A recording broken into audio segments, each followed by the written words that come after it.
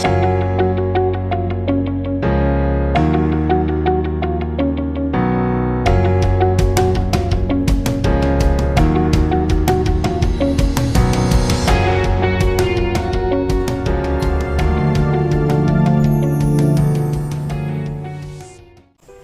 dear students! Welcome to the first episode of Philippine Politics and Governance class of Grade 11 students by Senior High Tech TV.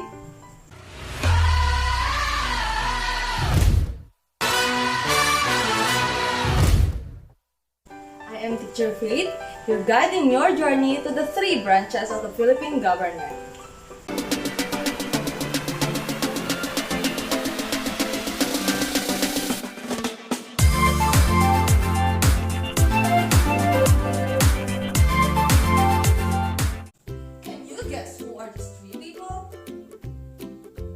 I will describe them, then you will try to guess their names. Ready? She is an alternative lawyer and a public servant and the 14th Vice President of the Republic of the Philippines. Exactly! She is Vice President Maria Leonor Herona Robredo. He is the first president from Mindanao and the oldest person to be elected as the President of the Philippines. He is known for his tapang and malasakit slogan. Yes, you are right. He is President Rodrigo Roa Duterte. She is a Filipina, economist, academician, and a civil servant who is the Secretary of Education under the current administration.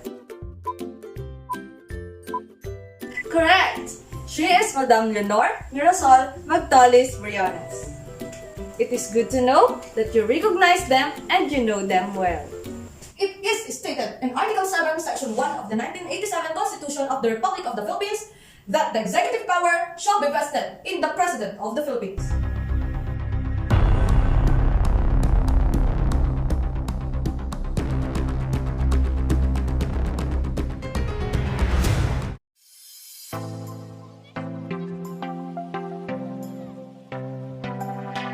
What is in the executive branch?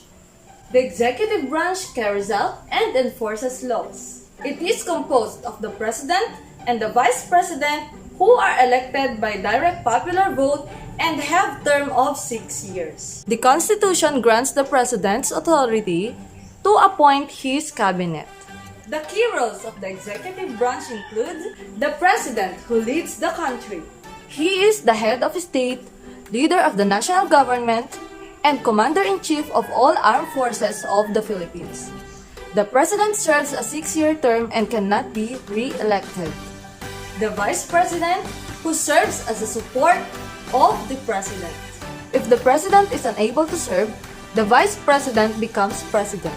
He or she serves a 6-year term. And the Cabinet. Cabinet members serve as advisors to the President.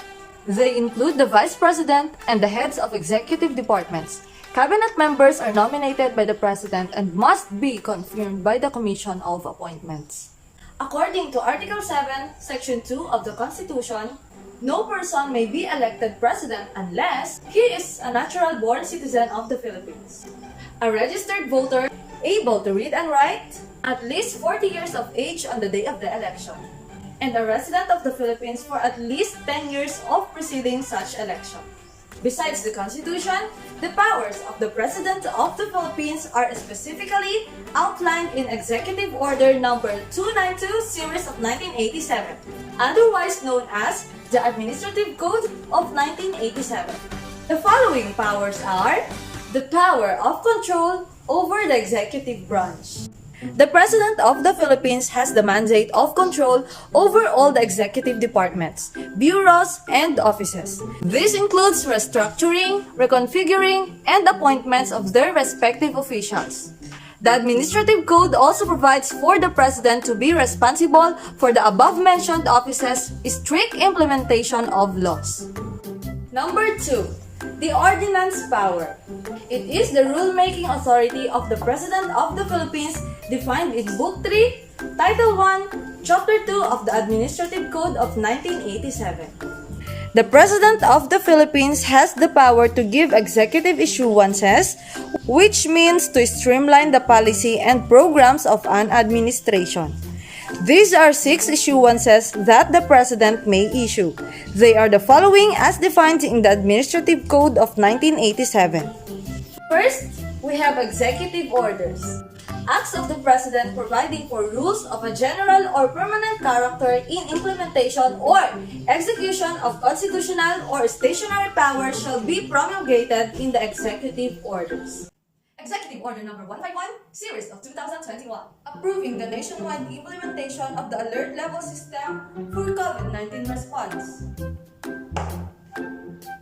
Number 2 is administrative orders. Acts of the President which relate to particular aspects of governmental operations in pursuance of his duties as the administrative head shall be promulgated in administrative orders. Administrative Order Number 42, Series of 2021, authorizing the continued grant of the COVID-19 Special Risk Allowance to public and private health workers directly catering to or in contact with COVID-19 patients during the state of national emergency. We also have proclamations. Acts of the President fixing a date or declaring a status or condition of public moment or interest, upon the existence of which the operation of a specific law or regulation is made to depend, shall be promulgated in proclamations which shall have the force of an executive order. Next is Memorandum Order. Acts of the President on matters of administrative detail or all subordinate or temporary interest which only concern a particular officer or government office shall be embodied in memorandum orders. Memorandum Order Number 49, Series of 2020, directing all concerned government agencies to coordinate and pool their resources and efforts into the production and distribution of face masks. Next is Memorandum Circular. Acts of the President on matters relating to internal administration, which the President desires to bring to the attention of all or some of the departments, agencies, bureaus, or offices of the government for information or compliance, shall be embodied in Memorandum Circulars. Memorandum Circular Number 86, Series of 2021, ensuring compliance of government agencies and instrumentalities with health protocols applicable to their workplace during the state of public health emergency and for other purposes. And lastly, the General or Special Orders. Acts and commands of the President in his capacity as Commander-in-Chief of the Armed Forces of the Philippines shall be issued as General or Special Orders. General Order Number 8, Series of 2007, ensuring priority development, support for local peace initiative. Another power of the President is the power over aliens. Aliens are non-Filipinos in the Philippines. The powers he may exercise over foreigners in the country are as follows. First, the Chief Executive may have an alien in the Philippines deported from the country after due process. Second, the President may change the status of a foreigner, as prescribed by the law, from a non-immigrant status to a permanent resident status without necessity of visa. Third, the President may choose to overrule the Board of Commissioners of the Bureau of Immigration before their decision becomes final and executory. The Board of Commissioners of the Bureau of Immigration has jurisdiction over the deportation cases. And lastly, the President is also mandated by the Administrative Code of 1987 to exercise powers as recognized by the generally accepted principles of the international law. Are you still with me, jury students? Very good, jury students! Let's continue! Number 4, Power of Eminent Domain. The power of eminent domains means the state has the power to seize or authorize the seizure of private property for public use with the just compensation. Number 5, the power of appointment. The President may appoint officials of the Philippine government as provided by the Constitution and laws of the Philippines. Some of these appointments, however, may need the approval of the Committee on Appointments, a committee composed from the House of Representatives and the Senate of the Philippines. Number 6. Power of General Supervision over Local Governments. The President of the Philippines as Chief Executive has the mandate to supervise local governments of the Philippines. Aside from the aforementioned powers of the President of the Philippines, he can also exercise powers enumerated in the Constitution and powers given to him by law. Diplomatic power, budgetary power, military power, control power, veto power, and others stated in the Constitution. So those are the powers of the Philippine President. Let's check your understanding through answering these activities. Identify what is being asked from the following questions. Are you ready? What is the main role of the executive branch? Correct! The answer is to carry out laws. Who is considered as the support of the President? Correct! The answer is Vice President. What do you call the acts of President providing for rules of a general or permanent character in implementation or execution of constitutional or stationary powers? Brilliant! The answer is the executive. This power means the state has the power to seize or authorize the seizure of private property for public use with just compensation. Very good! The answer is eminent domain.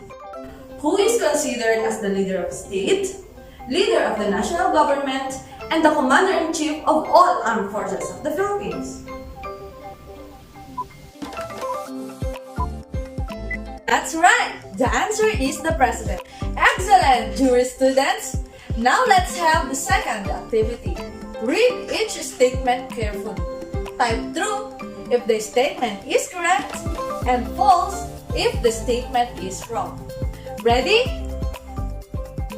The current President of the Republic of the Philippines is President Rodrigo Roa Duterte. True or false?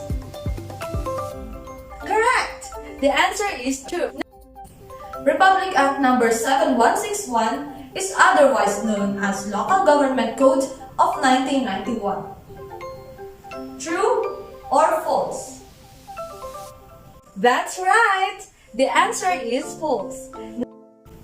The Vice President appoints the cabinet members. True or false?